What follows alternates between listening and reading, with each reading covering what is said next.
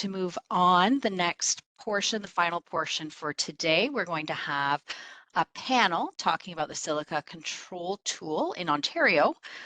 We are I'm going to ask everyone who's on the panel to make yourself visible right now.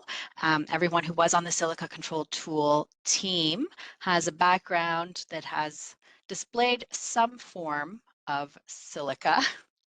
Silica is in many forms.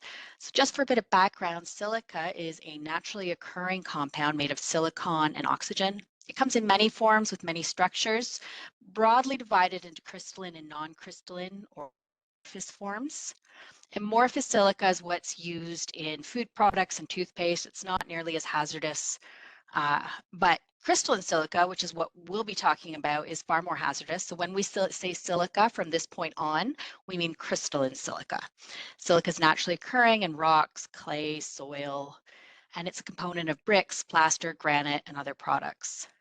The Silica Control Tool, you might be aware of the history. It was developed as an alliance in 2016 in a partnership between Dr. Hugh Davies at the UBC School of Population and Public Health and WorkSafe BC. The original intent was to help workplaces meet new requirements for the construction industry in British Columbia at that time. They were having trouble meeting their new requirements surrounding silica, so the BC Construction Safety called the BCCSA stepped in to help and create this tool, which they launched in 2017. We launched in Ontario in 2023. This tool is really powerful. To our knowledge, this is the first publicly available database of exposure data that uses real-time monitoring to provide exposure estimates for actual tasks being done. And it's also unique in that it guides the user to consider control measures. And if you use any engineering controls, it'll recalculate the exposure. So I'm going to get started on the questions. Shirley, I will ask you first. Let's go back to the beginning of the tool coming to Ontario, because I know you were involved from the beginning. How did the tool come to Ontario? Thank you. Yes, so great to talk about Silica Control Tool in Ontario, because at the October event, it's actually a full circle, because back in 2019, it was presented as part of the Ontario Occupational Disease Action Plan as a tool that BC had launched, as Krista has mentioned, in 2017, and has saw success in the 2 years that they implemented. And when we saw it, we would like to bring it in Ontario, because that is an opportunity for us to address any gap in prevention. And our goal has always been, when the data is available, involve the concentration on exposure reduction on the specific disease, which what the Silica Control Tool does perfectly. And so when BC Silica Control Tool was made available and presented at October events in 2019, we were excited and realized it's a crucial tool that we have to bring it in Ontario. And that's when we sought out funding. And eventually in 2021, so 3 years from now, we have the pilot project, which is a 12-month pilot testing we partnered with BCCSA and the Canadian Centre for Occupational Health and Safety, so CCOHS, to bring that here. And doing that 12-month pilot, 60 constructors were able to gain access to it and using it to create their own control plans to mitigate the potential health risks.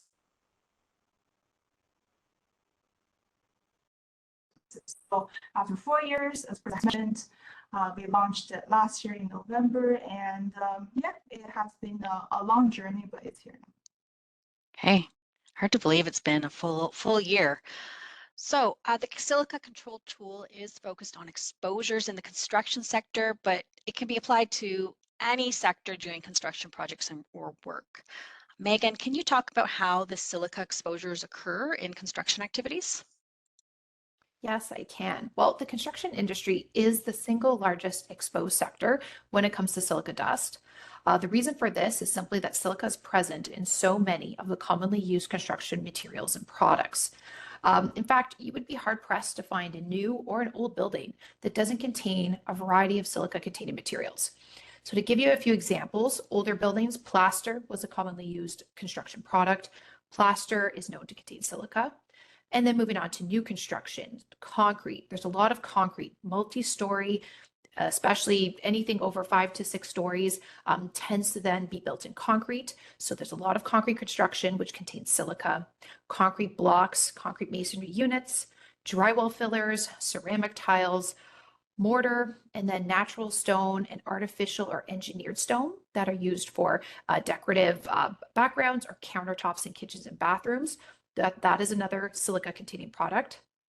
Gypcrete, which stands for gypsum concrete, is another product often used. It's used as soundproofing or to level uneven floors. And construction dust will most certainly contain some sort of silica, assuming a project is swept up during shift and at the end of the shift as part of general housekeeping. All that silica that's contained within the construction dust can be re-entrained into the air. And then there are processes like coring, sawing, grinding, anything that really disturbs chipping and cutting. Any one of those processes can disturb and create silica dust. Power tools will add significant energy to that task, creating more dust and far more quickly. And once visual dust is seen, this is indicative of overexposure. And why? Because the respirable fraction of this dust is a very small particle which can enter into the gas exchange region of the lung, causing lung tissue damage. Okay, so I'm going to ask Cait Wittke, when using the Silica Control Tool and we're trying to understand the occupational exposure limits or OELs, what limits are in the tool that the users need to be aware of? Thanks, Krista. So two important numbers for silica are 0.1 milligrams per cubic meter for quartz, as well as 0.05 milligrams per cubic meter for cristobalite. So a lot of the time, users don't typically know the form of silica they're being exposed to. So with the tool, it's set to the lower level of 0.05 milligrams per cubic meter. Now, the Silica Control Tool also has an action level, and this is a level which users should strive to stay below. So occupational hygienists typically set the action level as about half of the OEL. So in this case, that's going to be half of the 0.05 or 0.025 milligrams per cubic meter. And just by coincidence, this 0.025 milligrams per cubic meter is the health-based OEL as evaluated by ACGIH, which is also known as the American Conference for Governmental Industrial Hygienists. So this is the level which exposures must be below to help prevent lung diseases such as lung cancer and silicosis, for example. Now, Shirley, would you be able to explain a bit more on the OELs? Yes, so as Kay has mentioned, the 0.1 and 0. numbers that's in the current anterior exposure limits for protective purposes, and which is what we want the tool to do. We are using the cristobalite number, which is 0.05, so then we can reach the action level of 0.025. Unlike the other provinces, the BC, which are using the Silica Control Tool, they use it for compliance purposes. In Ontario, we are using it for the best practice tool, and it is a resource for the employers and unions and workers. They can access this very powerful database and evaluate exposures in their workplaces and create that control measures for the best practice of their workplace. Yeah, thank you. Thank you. So I'm going to ask Holly Houston a question next. I just wanted to mention that if you keep your eye on the chat, the link will be in there just very shortly for your opportunity to provide feedback, complete a survey, and or request a certificate of attendance. So that'll be there in a moment. So going back to Holly, the Silica Control Tool is being used in more sectors than just the construction sector. Every sector can have a construction project at a regular workplace. So for reaching specific sectors, the sector-specific health and safety system partners are invaluable. Can you talk about the partners that have been involved with the Silica Control Tool, please? Yeah, absolutely. Thanks, Krista. So since the launch of the tool in November of last year, we have worked very closely with IHSA, which has been really excellent for reaching that construction industry. They have a very vast network of construction workers. So they've helped us to send out newsletters. They've helped us advertise in magazines that they have of this tool being available. They do a Silica course as well, where they've been able to integrate the Silica Control Tool into. So that's been really valuable. They also reach their network for feedback on the tool. So it's been really important for us to hear from workers, construction workers and beyond, but workers directly who are using the tool day to day, who are on job sites, who are working with Silica and are able to pull it up on their phone, their iPads, their computers, whatever it might be, and use the tool. So IHSA has facilitated a lot of feedback for us, which has been awesome in evolving the tool, updating the tool, always improving it. They also are working on a data collection project for us, or not for us, but they are going to provide some drywall sampling data to us to again give back to BCCSA to again improve the tool, make it more applicable to workers. And throughout this past year, they've done a lot of social media campaigns and marketing as well for the tool. So that's been really awesome to see. They've done podcasts, social media posts, the list could go on. They've been super helpful. And we've also worked closely with WSPS, who they invited us and we participated in their Partners in Prevention conference this year. So we hosted a booth in both Sudbury and Ottawa. We were able to showcase all of OCAL's tools and resources, but there was, with that audience specifically, a lot of uptake in the Silica Control Tool, which was awesome to see. And they are also, I think it was mentioned earlier, but they are also doing a data collection project as well in the countertop industry, which will feed back to BC for improving the tool once again. Great. And what about agencies outside of the OHS prevention system? Holly, staying with you, can you talk about any other agencies that have supported it? Yes, the list could go on, honestly, but so back to IHSA as well. They've been able to help us reach the Ontario members of the National Construction Safety Officers. So we were able just earlier this year, I believe, to provide accounts for interested members. And then we reached out to them again about the 6-month mark to see how the tool was working for them, collected a lot of feedback from them, which again is just only making the tool better. We're able to update it, take in their feedback, make necessary changes. So that's been very awesome to hear from them. We've also worked with the Canadian Centre of Occupational Health and Safety, so CCOHS. They've created a lot of physical material, marketing materials. So they've done postcards that show off the Silica Control Tool, virtual and physical.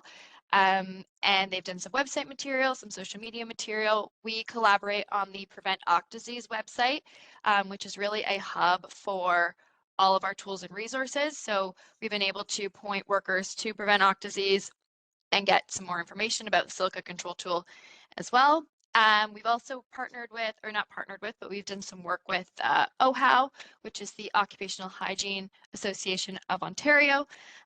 So in 2013, hello, in 2023, we hosted an online webinar in partnership with OCAO, where we provided Silica Control Tool accounts to interested OHAO members and led through a demonstration of how to use the tool so that they could use the tool themselves, but also share it with their networks, which has been awesome. We followed up with them just earlier this month at the OHAO's fall conference and 60th anniversary. So we were able to collect some feedback from them, and we're sifting through it now and figuring out how we can implement some changes to the tool to make it more effective and more applicable to workers. And then last, earlier again this month, we were at the Building Trades Conference in Windsor. But last year at the launch, Carmen Tiano, who's with the Building Trades, he was championing the Silica Control Tool, and he has done so over the past year. So yeah, we were able to attend the conference this year, which was awesome. We had a booth. We're again able to show off all of OCAO's tools and resources, but we also participated in a talk with Carmen, and we were able to speak to workers directly who are in unions and in the construction industry and trades industry who will be able to use the tool again themselves and directly. So it's awesome to be able to speak to people beyond just like the organizations. We're happy to have that network, but talking to workers directly and union members directly was really positive to see how they're able to use the tool on a day-to-day basis. Great. So I'm going to go back to Shirly Yan. So can you talk about the Ontario Ministry of Labour, Immigration Training and Skills Development, any guidance or instruction they've received on using the tool? Yes, so when the tool was launched, they were very interested. And of course, we went in and then provided demonstrations, and the construction inspectors, they received the demonstration, as well as the hygiene inspectors. They both have accounts, and they all being demonstrated how to use the tool and navigate the tool and where the resources are embedded in the tool. And they do recognize it's a best practice tool. And when they go out for inspections, that's when the employers are using it, it shows that the employers are doing their best to mitigate exposures and to reduce exposure in their workplace. Thanks. Great, thank you. And if I could just jump in, just this week, we presented on the Silica Control Tool to approved training providers with the ministry. So the ministry's Training Providers Network provides the oversight for any trainers who wish to be approved under the Chief Prevention Officer to deliver training on work at heights and the Joint Health and Safety Committees specifically. So while the Silica Control Tool doesn't directly apply to either of those courses, these providers have a wide reach within the construction sector in Ontario. Okay, so I'm going to stay with you, Meghan. Meghan Friesen, it sounds like the ministry has been pretty supportive overall. And we've got a lot of partnerships, a lot of agencies supporting us as well. And it's been launched for just shy of a year. So do we have enough users to be able to talk about any successes with the tool? I would say so. Along with the ministry, our system partners are sharing in our success. They are instrumental to promoting the Silica Control Tool, anywhere from simply talking about it to including handouts for the Silica Control Tool in their training packages or mentioning the tool in their training sessions. In addition, we've received a lot of feedback from those who are using the tool, both good feedback and constructive feedback. All of this feedback is great. It allows us to improve on the tool. In addition, our webinars this past year have been well attended by attendees and users of the tool from various industries, and we are consistently working to promote awareness of the tool to all Ontario workers. Okay, so follow up to that, what challenges have been encountered and what are we going to do to improve it? Overall awareness of the tool. It's a free resource, but simply getting the word out there and letting people know that it exists is our main challenge. So in the coming few months and in the next year, we want to promote awareness of the tool. We want to encourage usage of the tool. We want to increase visibility of the tool through marketing, partnerships, social media, and attendance at relevant conferences. This can help ideally ensure workers understand that the tool exists and how to use it. And it is in the works to host more lunch and learns and webinar sessions on our end to help facilitate that. In addition, a tangible conference that we will be in attendance at, I will be co-speaking at the Canadian Concrete Expo in Toronto in February of 2025 on the Silica tool. That will be in partnership with the British Columbia Construction Safety Alliance. And another challenge is simply data. The tool itself actually it is built on real data. You can't see it, it's running in the background, but we always want more data. Anything that is respirable crystalline silica related is a great start. And if you're willing to share data, we will likely accept it. Wonderful. I will just point out for users that are watching this on YouTube or watching the recording later, Kimberly O'Connell put in the chat a link. It is to Carex Canada, Crystalline Silica. So if you Google that, you can learn more about silica occupational exposures. So I'm going to go back to Holly. We've talked about the effort to roll out this free tool to employers, to unions, and to workers in Ontario. And we've got the support. We've definitely got the support from Dr. Moody. He has enthusiastically promoted it. I've been at sessions and he is definitely championing the Silica Control Tool. And we have support of a lot of partners and trade organizations. So has it been adopted? How much uptake have we got? Yeah, thank you, Krista. So right now the tool is best practice. So where we've seen the uptake in tool users has been Ontario workers who are passionate about knowing more about their silica exposure at work and protecting their health, their coworkers' health, their family's health against silica exposure at work. So the tool is geared towards the construction industry, but it's open to all Ontario workers who want to just know more about silica exposure at work. It's not necessarily limited to that, but of course, as of right now, the tool's data, as we've mentioned, is geared towards construction. So we're hoping to see more data come in, and then we'll see more industries being able to use it. But right now, we've got about 750 account holders, and with that, we've seen approximately 500 exposure control plans created. With that, with the exposure controls plans created, we've seen a 40%, on average, a 40% reduction in silica exposures after controls were selected and implemented. So that means to us that the engineering, administrative, and the PPE controls, the personal protective equipment controls in the tool, are applicable to workers, and they're working. Okay, great. Thank you. So finally, looking to our second year of the Silica Control Tool, I'm going to go back to Cait. What is OCOW doing to improve the tool? Thanks, Krista. I'll just give a quick overview. Just this past year, we did quite a bit on social media through our LinkedIn and Instagram, specifically making content geared towards the construction sector, for example. So even if you might not be following OCOW on our socials, our health and safety system partners that Holly has just previously mentioned also will post or repost our socials about the Silica Control Tool.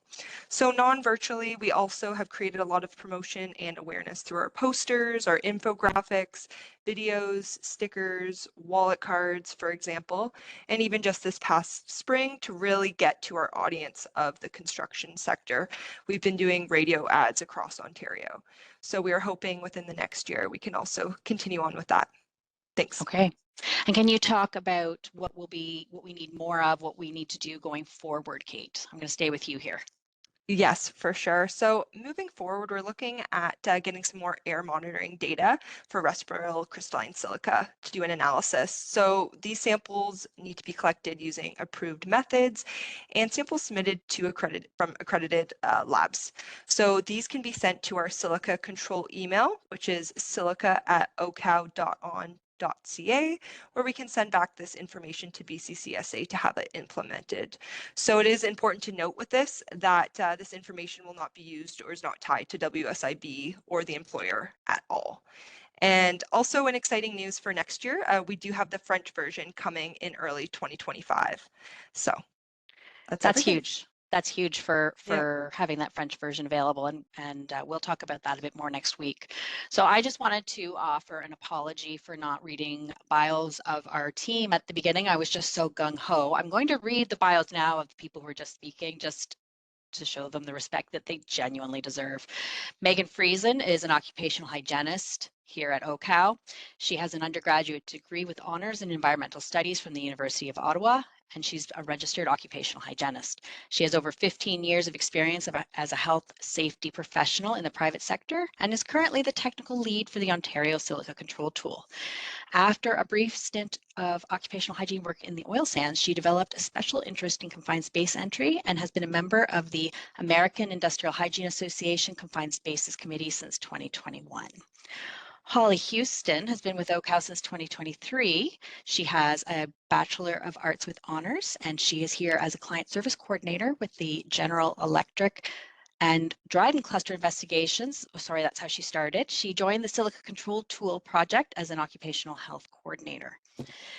Her undergraduate degree gives her an understanding of health policies and how our circumstances and environments contribute to our health. At OCOW, Holly engages with workers to share tools and resources developed and works with local outreach committees to equip them with the knowledge and resources to share the tool, resources, and many services that OCOW can provide workers. Cait Wittke has been a client service coordinator for projects at OCOW, including the Silica Control Tool, the Heat Stress Tool, Local Outreach Committee Toolkit, and the LED Project Toolkit. By trade, she's a science communicator. She has her master's degree in science communication from Laurentian University after completing her undergraduate degree in biomedical sciences at the University of Guelph.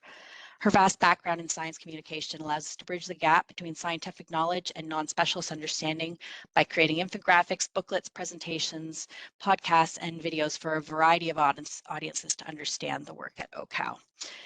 Shirly Yan is also an occupational hygienist at OCOW, along with Meghan. Shirley has been at the Toronto Clinic since 2017. She has a Bachelor of Science degree from University of Toronto in Chemistry and Biology, an Applied Bachelor of Science from Toronto Metropolitan University, and a Master of Public Health, specializing in occupational health from the University of Toronto. She's a certified industrial hygienist and a Canadian registered safety professional since 2022. Prior to her work in the public sector, Shirley worked as an EHS private sector, conducting numerous industrial hygiene testing to evaluate occupational exposures to chemical hazards like asbestos, nitrogen dioxide, silica, and so on, as well as physical agents like radiation, lasers, and noise.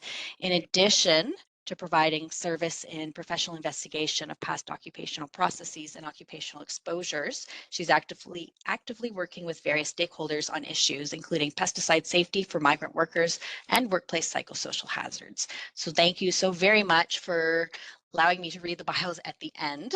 Apologies to all. Thank you so much for being here. And I'm going to turn it to Kimberly O'Connell just to end up our session today. Thank you to the dream team, I like to call them. So yes, Krista, you'll be seeing in the rest of our series over November. And thanks so much to Meghan and Shirley and Cait and Holly and our whole team that participated in many of the tools that you saw here today, and will take you forward through November. And what you have to look forward to if you come back on our lunch and learn sessions over November, just a note, what you can't see can still harm you. So we're going to talk about a little bit more. New Brunswick's going to join us to talk about how they applied. It's quite a story, how they brought the Silica tool to that province. And Dr. Melanie Gormaning chatting about some of the developments with the tool, and future what we'd like, our vision for the tool, as well as Dr. Victoria Arundale and Dr. Johannes Domer, again from New Brunswick. Victoria is going to talk a little bit about the feasibility of the welding fume tool. And then November 14th, what you assess exposures you can't, can you assess exposures you can't measure? So we're going to have an exposure and control banding context here with Alex Mercer. We would like to also pay honor to Thomas Tenkate, who had been with us and a champion of numerous occupational health and safety and occupational illness prevention programs at that session. At November 21st, we're going to talk about how can your respirator stop things smaller than the filter, respirator effectiveness and control banding within the context of the new CSA standard coming out that Dr. Kevin Hedges and Simon Smith are working on. And can we prevent what we can't see? We're going to hear from a lot of our safety partners, again, Workplace Safety North, Jasmine Kelsey from IHSA, Workplace Safety and Prevention Services. And again, I threw in the chat to our very our special partner at the Workers' Health and Safety Center as well, that have been sharing about the tool in their newsletter and others. So that's what you have coming up to join us through November. So thank you all. I think we're close to on time, as we wish you a very happy Halloween, and come and join us for the next few sessions in November. Thanks again to Krista and the Dream Team, and our background costumes of silica materials. Mm-hmm. So yeah, very spooky. Yeah, very spooky. Thanks all. Thanks Bye-bye. all. Have a good day.